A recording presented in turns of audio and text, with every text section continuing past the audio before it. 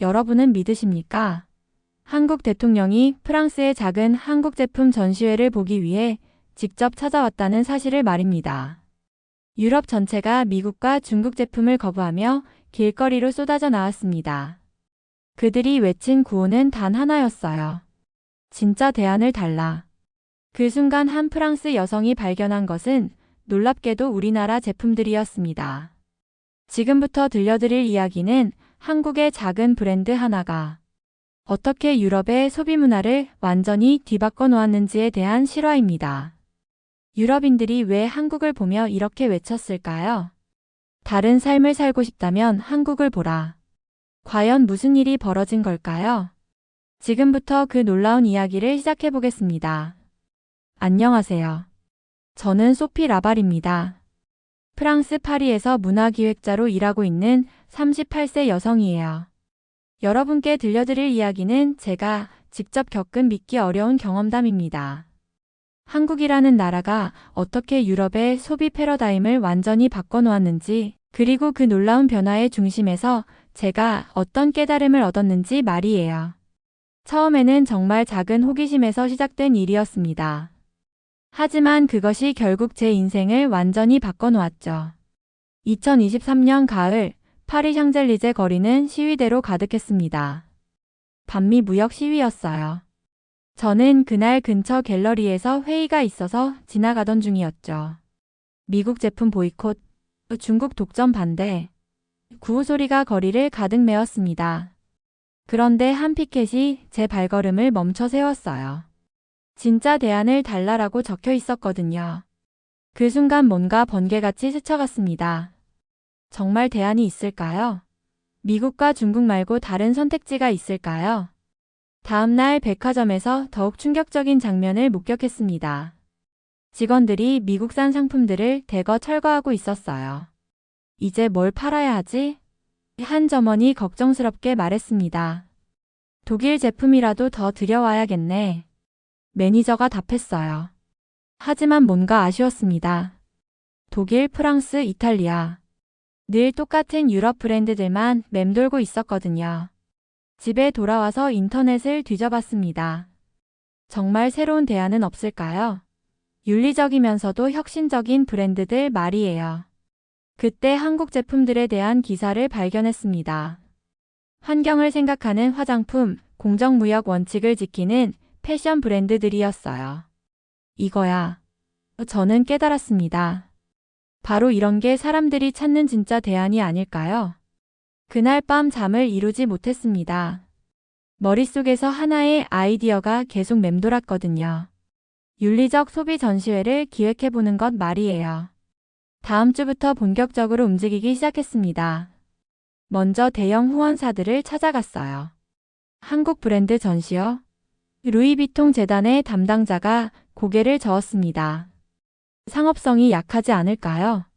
샤넬 문화재단도 마찬가지였어요. K-팝은 인기 있지만 제품은 글쎄요. 하나둘씩 거절당할 때마다 마음이 무거워졌습니다. 정말 제가 틀린 걸까요? 그때 브뤼셀에 있는 지인 민준이 떠올랐어요. 한국계 벨기에인으로 유럽 진출을 꿈꾸는 한국 기업들과 일하고 있었거든요. 민준 도움이 필요해. 무슨 일인데? 전화로 제 계획을 설명했습니다. 민준은 흥미로워했어요. 좋은 아이디어네. 내가 아는 중소기업들 리스트를 보내줄게. 일주일 후 받은 자료를 보고 깜짝 놀랐습니다.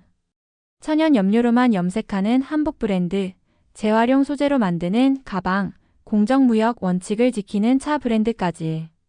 이런 브랜드들이 있었구나. 하나하나 살펴볼수록 감탄이 나왔어요. 대형 갤러리는 포기하고 작은 공간을 찾기 시작했습니다. 마침 마레지구에 있는 포르트 16이라는 갤러리가 공실이었어요. 임대료가 만만치 않았지만 과감하게 계약했습니다.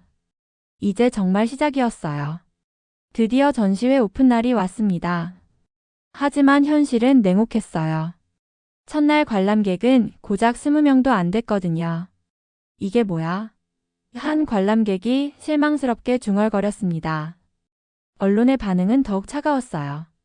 한 유럽 기자가 쓴 기사 제목이 아직도 기억납니다. 이건 K-팝의 그림자에 불과해. 정말 좌절스러웠습니다. 혹시 제가 잘못 판단한 걸까요? 하지만 셋째 날 기적 같은 일이 벌어졌습니다. 한 젊은 여성이 천연 염색 한복을 보며 눈물을 흘리는 거예요. 이게 정말 화학염료 없이 만든 건가요? 네, 전통 쪽빛과 치자로만 염색했다고 하네요. 믿을 수 없어요. 이렇게 아름다운 색이 자연에서 나올 수 있다니. 그 여성이 인스타그램에 올린 후기가 화제가 되기 시작했어요. 장인의 손길이 담긴 진짜 윤리적 패션을 만났다는 내용이었죠. 조금씩 입소문이 퍼지기 시작했습니다. 사람들이 문화가 아니라 철학이라고 평가하기 시작한 거예요. K-팝과는 완전히 다른 깊이가 있어. 한 철학과 교수가 말했습니다. 그제야 확신이 들었어요. 제가 옳은 길을 가고 있다는 것을 말이에요. 전시회가 끝난 지 한 달 후 뜻밖의 연락이 왔습니다. 파리 디자인 스쿨에서 강연 요청이었어요. 윤리적 소비의 한국 모델에 대해 이야기해달라고 하네요. 강연장에는 200명이 넘는 학생들이 모였습니다. 처음에는 긴장됐지만 점점 열기가 느껴졌어요. 한국 브랜드들의 특별함은 기술과 윤리가 함께 간다는 점입니다. 한 학생이 질문했어요. 구체적으로 어떤 면에서 그런가요? 예를 들어, 스마트 기술을 사용하면서도 환경을 해치지 않는 방법을 찾아요. 효율성과 지속 가능성이 대립하지 않는다고 믿는 거죠. 강연 후 예상치 못한 일이 벌어졌습니다. 프랑스 정부에서 문화자문위원 제안이 온 거예요. 정말요? 저를요? 당신의 전시회가 새로운 문화 외교의 가능성을 보여줬다고 평가받고 있습니다. 더욱 놀라운 건 한국 외교부에서도 연락이 온 것이었어요. 온팔이라는 이름으로 공식 협업을 제안한 거죠. 모든 게 꿈처럼 느껴졌습니다. 작은 전시회에서 시작된 일이 이렇게 커질 줄 누가 알았을까요? 하지만 성공에는 시련이 따르는 법이죠. 어느 날 예상치 못한 방문자가 찾아왔어요. 소피 라발시죠? 그 정장을 입은 중년 남성이었습니다. 네, 맞습니다. 저는 일본 무역진흥기구에서 왔습니다. 잠깐 이야기할 시간이 있으실까요? 그는 제 활동을 감성 마케팅에 불과하다고 비판했어요. 윤리적 소비는 특정 국가만의 전유물이 아닙니다. 일본도 충분히 윤리적인 브랜드들이 많아요. 마음이 불편했지만 침착하게 답했습니다. 물론이에요. 하지만 저는 한국 브랜드들에서 특별한 철학을 발견했을 뿐입니다. 내부에서도 갈등이 생겼어요. 함께 일하던 큐레이터들 중 일부가 제 방향성에 의문을 제기했거든요. 너무 한국에만 집중하는 것 아니야? 동료 클레어가 말했습니다. 다른 아시아 국가들도 고려해봐야 하지 않을까? 며칠 후 비판 기사가 나왔어요. 윤리 소비를 특정 국가 홍보수단으로 활용하는 것은 문제가 있다는 내용이었죠. 하지만 오히려 더 많은 관심을 받게 됐어요. 논란이 곧 존재감의 증명이었던 거죠. 전환점은 영국 BBC에서 온 연락이었습니다. 다큐멘터리 제작진이 저희 전시를 취재하고 싶다는 거였어요. 윤리적 혁신 브랜드라는 주제로 한국 기업 3곳을 집중 조명한다고 했습니다. 촬영 당일 PD가 말했어요. 정말 놀랍네요. 기술과 문화가 이렇게 자연스럽게 어우러지는 사례는 처음 봐요. 더욱 놀라운 소식이 이어졌습니다. 프랑스 농업청에서 한국 스마트팜 기술 도입을 공식화한다는 거였어요. 환경 친화적이면서도 생산성이 높다는 평가를 받았습니다. 그리고 마침내 그 순간이 왔어요. 한국 대통령이 프랑스를 국빈 방문하면서 온 파리 갤러리를 방문한 거예요. 소피 씨 덕분에 한국의 진짜 모습을 알릴 수 있게 됐습니다. 대통령이 직접 감사 인사를 건넸어요. 그 순간 정말 가슴이 벅찼습니다. 제 작은 시작이 이렇게 큰 의미를 갖게 될 줄 누가 알았을까요? 이제 유럽 전체가 주목하기 시작했어요. 독일 베를린에서 열린 소비자 포럼에 초청받았거든요. 윤리와 기술의 교차점이라는 주제로 발표했습니다. 청중들의 반응이 뜨거웠어요. 한국 모델이 새로운 표준이 될 수 있을까요? 한 참석자가 질문했습니다. 이미 되고 있다고 생각해요. 독일, 네덜란드, 스웨덴에서도 벤치마킹하고 있어요. 실제로 세계 각국에서 온 파리 모델을 따라하기 시작했어요. 도쿄, 뉴욕, 런던에서도 비슷한 전시회가 열렸죠. 포럼 마지막 날 독일 철학자가 인상 깊은 말을 했어요. 다른 삶을 살고 싶다면 한국을 보라. 그들은 개발과 보존, 효율과 윤리가 함께 갈 수 있다는 걸 증명했다.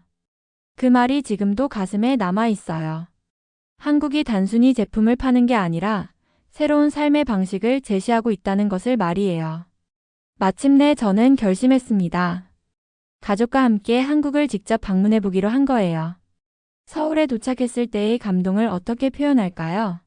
이 모든 건 여기에 있었구나 하는 깨달음이었어요. 전통시장에서 만난 할머니의 김치, 한강에서 본 친환경 자전거 도로, 홍대에서 만난 젊은 디자이너들까지. 모든 게 조화롭게 어우러져 있었어요.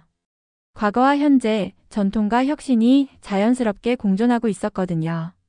민중과 함께 경복궁을 거닐며 새로운 계획을 세웠습니다. 이제 온 서울을 만들어 볼까? 좋은 아이디어야. 이번에는 한국에서 시작해서 세계로 나가는 거지. 귀국하는 비행기에서 창밖을 바라보며 생각했어요. 소비는 단순히 물건을 사는 게 아니라 철학을 선택하는 것이라는 걸 말이에요. 지금 한국은 그 철학의 중심에 서 있습니다.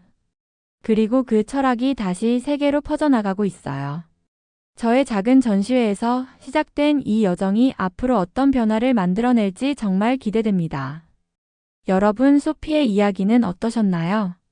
한 사람의 작은 호기심이 결국 유럽 전체의 인식을 바꿔놓았다니 정말 놀랍지 않으신가요? 프랑스 여성이 한국의 윤리적 철학에 감동받아 자신의 인생까지 바꾼 이 실화가 여러분께도 큰 감동을 드렸기를 바랍니다. 우리가 무심코 지나쳤던 한국의 가치들이 해외에서는 이렇게 높이 평가받고 있다는 사실 정말 자랑스럽지 않으신가요? 그리고 여러분도 해외에서 우리나라의 자랑스러운 모습을 직접 보신 적이 있으시다면 댓글로 그 소중한 경험담을 들려주세요. 여러분이 남겨주신 실제 사연들을 제가 정성껏 각색해서 영상으로 만들어 더 많은 분들께 전해드리겠습니다. 혼자만 간직하기에는 너무 아까운 그 감동과 자부심을 우리 모두가 함께 나누었으면 좋겠어요. 작은 일상의 경험이든 여행 중 겪은 특별한 순간이든 어떤 이야기라도 괜찮습니다. 여러분의 이야기 하나하나가 모여서 더 큰 감동의 물결을 만들어낼 수 있을 거라고 믿어요. 오늘 영상이 재미있으셨다면 좋아요와 구독 버튼 꾹 눌러주시고 알림 설정까지 해주시면 영상 제작에 큰 힘이 되고 따끈따끈한 새 감동 사연을 가장 먼저 받아보실 수 있어요. 다음 시간에도 더욱 감동적인 해외 이야기로 찾아뵙겠습니다. 여러분의 소중한 사연들 기다리고 있을게요. 시청해주셔서 정말 감사합니다.